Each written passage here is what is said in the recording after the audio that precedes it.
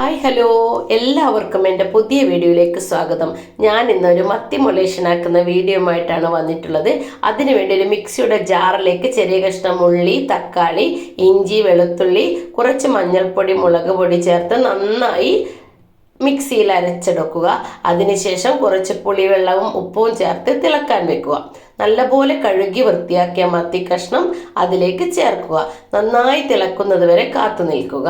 അതിനുശേഷം അതിലേക്ക് കുറച്ച് കരിവേപ്പില ചേർത്ത് ഇളക്കുക.